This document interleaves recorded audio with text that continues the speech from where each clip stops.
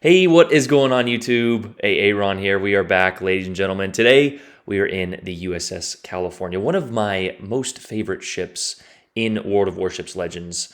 A perfect ship and a terrible state. No, I'm just kidding. I love my Californians. Central Californian, Gordon, a lot of my other guys are from the West Coast there. I know, of course, 40 ounce fan, the absolute biggest one of one of Legends' most infamous players, shall we? But guys, this is a ship that is kind of lost to history in Legends. It's got a lot of historical background, and it was actually a Bureau ship that is no longer available. Now, it is no longer available in the Bureau. It is available in crates, however, same as the JB. But I do know for the California specific project, if you started it back in the day, you should still have access to it. So just a side note, make sure you start all Bureau projects unless they are specifically listed. You know, there's a specific time. I remember the North Cape mission was time oriented, which is just Wargaming's way of either making you grind and play their game or whale a little bit, or a combination of the both. We know good old Wargaming. But besides that, if you are one of the lucky owners of the USS California, she is probably one of the most perfect Tier 5 battleships. She's got great guns, decent armor. She does lack in the maneuverability, and of course, I think after her refit in World War II, I think she was damaged at Pearl Harbor. One of my historians, Zapranith or Sai, is going to comment and tell me if I'm correct on that piece of information.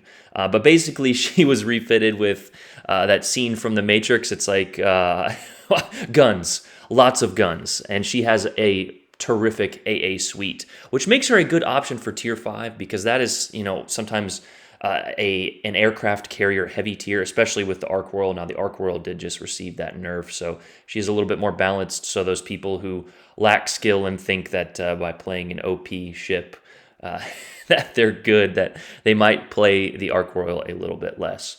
Here, though, we are doing the classic defensive battleship position. This map is a little bit unique. Sometimes we tend to overload the seaside, which is actually exactly what happens in this game. And you will notice our Shores, who is actually a little bit of an MVP, he comes in pretty clutch in this game, despite him essentially just YOLOing in there. Here we are, guys, once again in this defensive position. A few of you have asked me why I do this. Well, the reason being is you can see we can get all guns on target here, which is certain death for this Atlanta, right? We get a nice little salvo that can lob. The island symbol disappeared. Boom! 2 Citadels, 2 Overpens. And yes, almost dev struck that Atlanta from full health. I respect a radar cruiser trying to get into position and trying to shoot the DD. And here I am literally screaming at the Gade to shoot his guns. If he just shoots that Atlanta twice, he'll kill him. And he actually does. But unfortunately, his smoke is running out, and the enemy team is not completely full of potato-ness, and they actually shoot and get rid of him. So a shout out for the Gade for attempting to do his job, as we get another full salvo on the Devonshire and don't get quite as lucky, 6 Overpens.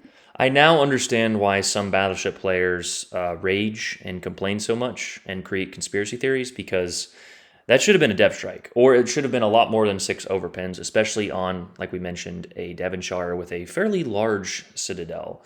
It's actually the Devonshire or another one of the Tier 5s that have kind of a rear-facing citadel, but our team has done a decent job chunking him. He's not really angled. We aim that shot a touch high and a touch to the right because he's turning out, and yes, good night, thanks for playing. Sometimes you do have to look at the citadels of those ships. For example, the Wichita, a lot of people are like, well, why can't I citadel it? Well, it's got a rear kind of, it's a very low to the water citadel, and most of it is in the back of the ship. So sometimes Wargaming gives those premium boats or some of those boats a unique citadel, like the South Dakota class battleships. It's actually underwater, same as the Atlantico, or near the South Dakota is near the water, and the Atlantico is actually underwater. So you're not going to citadel that thing up close. You can get it with the plunging fire, obviously, but just a few things to look out for. That is why when I first started this game, it was pure guesswork, right? Because we did not have the armor viewer.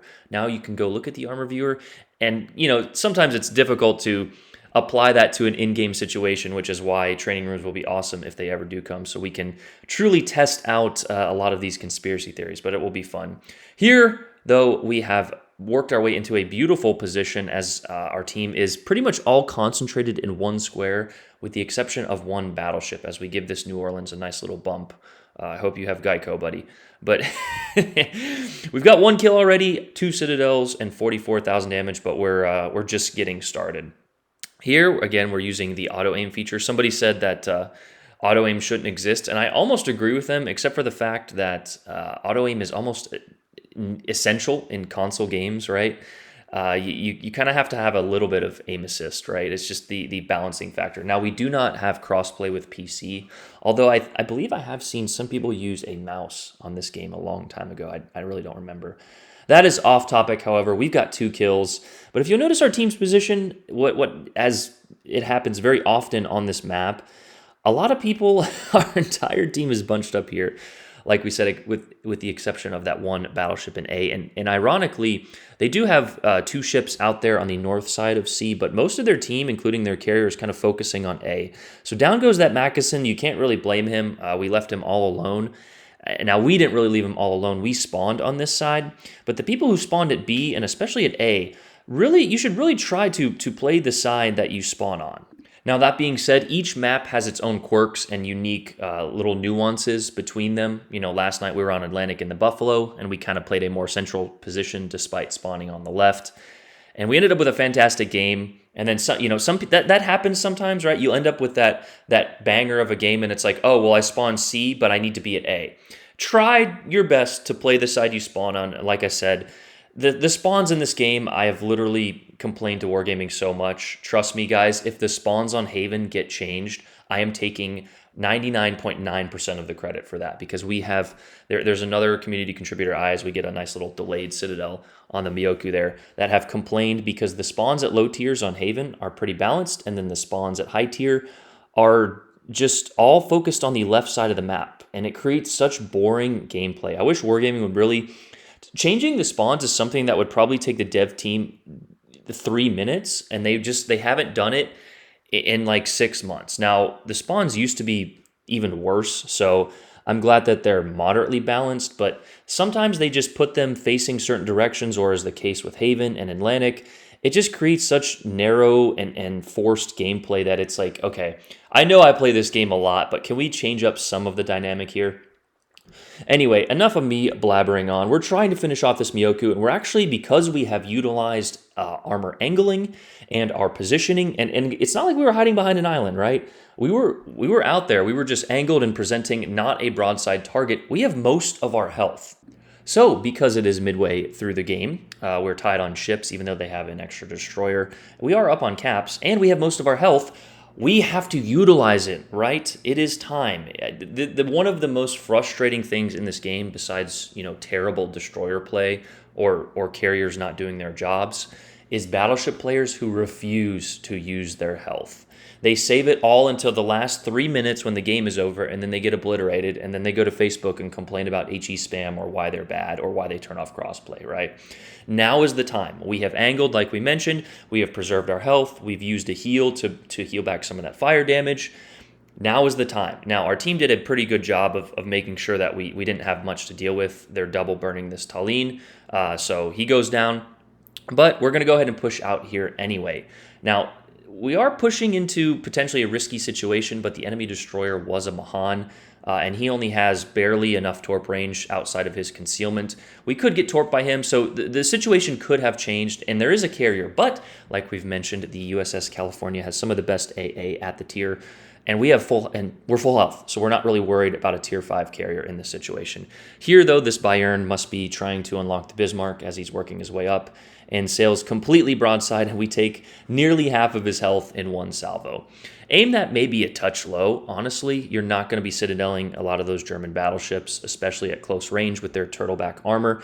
It has happened occasionally, and the California does have very good guns, but usually not enough punch, even at this range, especially with that turtleback to get the citadel. So what you're going to want to do is just aim mid to upper belt here, just kind of like that shot. You may touch the torpedo protection if there is any on the Bayern, I don't know. And you're going to be getting just the juiciest of penetrations. But that is, I think, the second or third kill that we have just missed out on. Here, though, strategy-wise, we're going to push in a little bit. We're going to try and support this Normandy with some AA. When you double up your ships, and that is when the Mahan is spotted, but when you double up your ships, you kind of increase your AA bubble. On top of that, we are like we mentioned 2 or 3 times now, nearly full health. We have just now ticked into the yellow. And that is when the Mahan decides that he no longer wants to play this game and moves into the cap. So we're gonna try and be the sledgehammer, the brunt of this force here. Mahan, we told ourselves we're waiting for the dev strike. I don't know if he has enough health. I didn't know if in the game, and the carriers come in, but we're not worried. We pop the plane, we take the shot, and boom, good night. Thanks for playing. There's the Confederate. There's the dev strike. Oh, there is nothing more satisfying. I should have kept my audio in because I gave a good little yeehaw. Unfortunately, though, the Vesa decided to go after the Normandy, so it is now down to us, a low-health cruiser, and this Miyoku. I'm not really too worried, though, because we have managed the game so well, and honestly, because we didn't really get shot at, we are nearly full health. The Miyoku is now engaging that other cruiser. The cruiser is really low, but so is the Miyoku. We're trying to just land 1 or 2 of those shells inside. Guessing a cruiser at this range is going to be very difficult. We get a nice 2 pens there with 3 overpens to tick the high caliber. Again, you have to remember that high calibers are based off the total damage on the board. There is 1 destroyer. There's a few battleships, but the damage at tier 5 is not even going to be close to the damage at legendary tier. So some games I'm hitting 180k in a cruiser, and I don't even, I still won't tick a high caliber in a legendary lobby. Here we fire the the front 2 turrets rather, and finish the kill on the Miyoku here. So now it is just down to me and this aircraft carrier. The strategy dictates that we capture the Bravo cap and just force the enemy hand, but we are up nearly 300 points. I have 4 kills. You guys know what's going through my mind, right? So we're trying to ping. This is just a funny moment, and honestly, we were all new players at one point in time, but I'm literally pinging where the carrier is because we saw his planes coming. Now, he's probably a little bit further than that, obviously, but the Ranger, or our friendly teammate, you can see the planes coming from kind of the left or the south side of A there.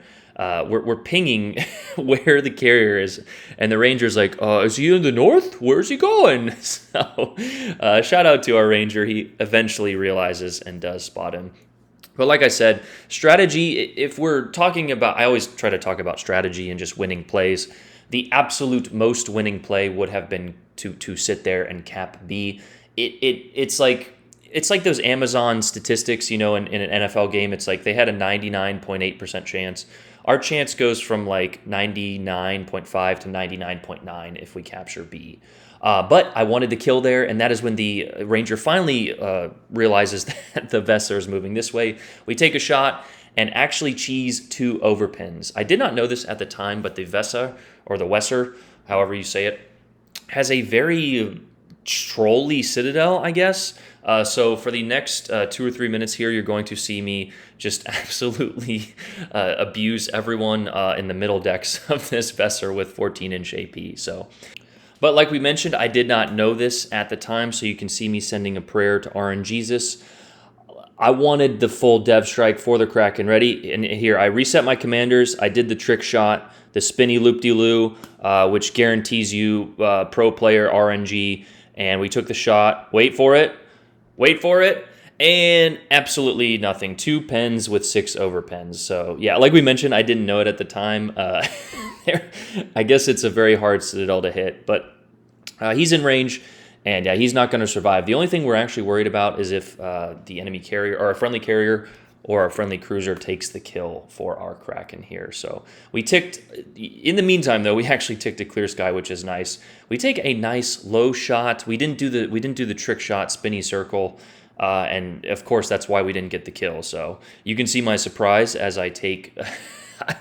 I'm like, wait, what? And then I read chat, and people are like, yeah, it's got a pretty obnoxious citadel. So those German carriers, which didn't really exist for the most part, are fairly trolly. So the Graf Zeppelin and its secondaries. But here, time is running out. We're going to get one more shot. Wait for it. We do that. We guaranteed increased RNG with the spinny. This is a pro player reset confirmed RNG move, and this is why we got the kill right there. So if you're ever in that situation, make sure you spin. Just so you can guarantee that yourself that RNG. So trick shot confirmed, 360 no scope, put it on YouTube.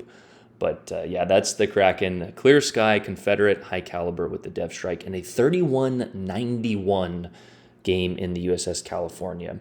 So if you're having a little bit of trouble, sometimes going down to Tier 5 or Tier 6, you may get newer players, or you may just have a little bit more fun. I think Tier 5 is really when you should start learning the game.